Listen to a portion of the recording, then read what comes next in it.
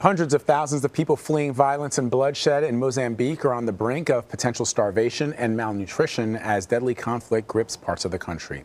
The United Nations delivered much-needed aid and food supplies to many people displaced by violent insurgency in the northern region. Deadly clashes between armed groups, militants, and extremists have forced nearly 800,000 civilians to flee their homes since September. One woman described the horrific scene as she and her family barely escaped the insurgency. Tempo mi kiruela kamano la no rupampani tempo kinruela ka para kintise ala hopie tempo kintisa antia ka untisa cho ala wira haya we mele kino wiba haya we mele kino wiba ene ni prone babali ane tempo anisia ya wira haya we mele kino wiba kera mena hikiveni ulama ala so kinaji sia chichale o hikala na ne kuone sia nesiani. The UN says terrorists are committing atrocities and forcing more innocent people from their villages. This recent wave of violence is also impacting Mozambique's tourism along the coast, dealing a major blow to the country's economy. This was a tourism area, fishing, good economy, people had a good way of life, but guess what?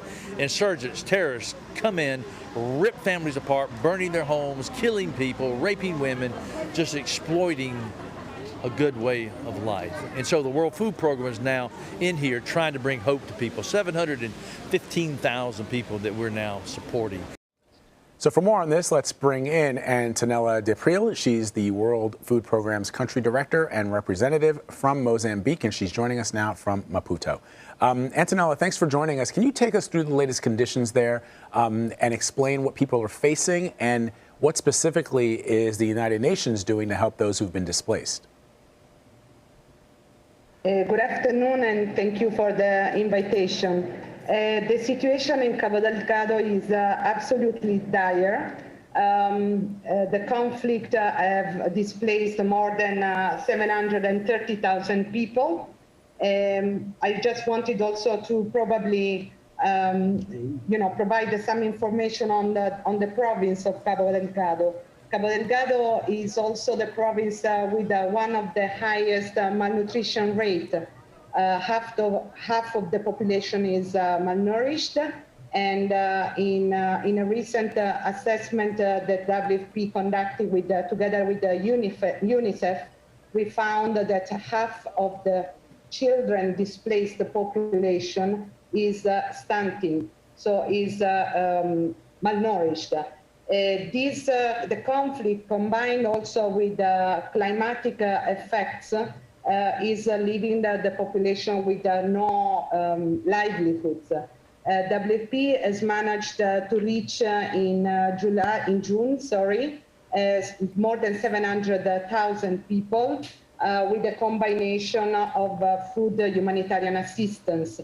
Wherever the markets are active and available, we do provide a value voucher, which is equivalent to $60 for a family of 5, that the family can redeem targeted in certain retailers with nutritious food and hygiene items. The rest of the displaced people receive in-kind contributions. WFP is also working in Cabo Delgado through a school feeding program, a cash for assets program, and we do also set up a COVID treatment center together with other partners because of the pandemic situation. So indeed, a dire situation that will continue evolving. But WFP, together with the humanitarian partners, are ready to respond together with the government of Mozambique. So, Antonella, as I understand it, sort of the root causes of the unrest in this area, they're varied. Obviously, there is poverty, lack of access to the natural resources in the area that would have made it a pretty wealthy area. There are extremist groups that are clashing with the Mozambique government. But this has been happening since around 2017.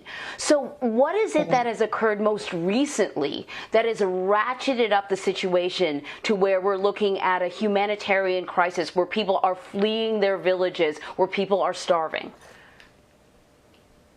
Yes.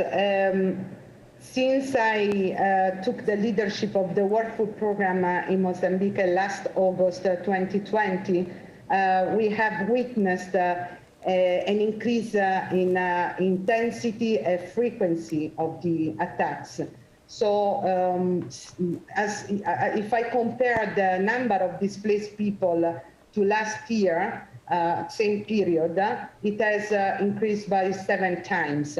So as I said, we have now reached, according to IOM, 730,000 people. So what happens is that for humanitarians, the fact that there are more clashes and more security events hamper also hamper us to reach the displaced people. So we have an estimate, again, according to IOM, of about 62,000 people that are completely cut off from any type of assistance.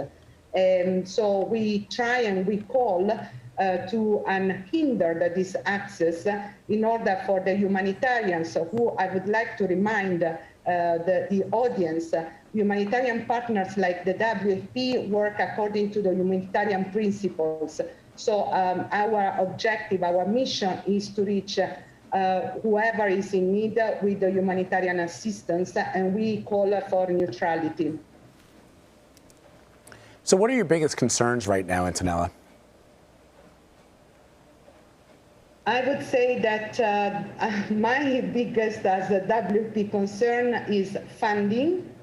In order to maintain the assistance to 730,000 people, if we manage to access all the displaced people, we need $121 million until the end of the year, 2021. Certainly, this is a significant contribution, and I would like also to take the opportunity to thank all the American taxpayers for the generous contribution from the U.S. government. The U.S. government is our main donor in general for the WFP portfolio operations, but specifically for Cabo Delgado. So definitely funding, and I would say also access. We need to access, we need to reach all the displaced people. We need to provide all the humanitarian, the integrated humanitarian assistance to whoever is in need. Antonella D'Aprile, thank you so much for your work, and thanks for talking to us. It's a story that's not getting a lot of attention right now, so we really appreciate it. Thank you.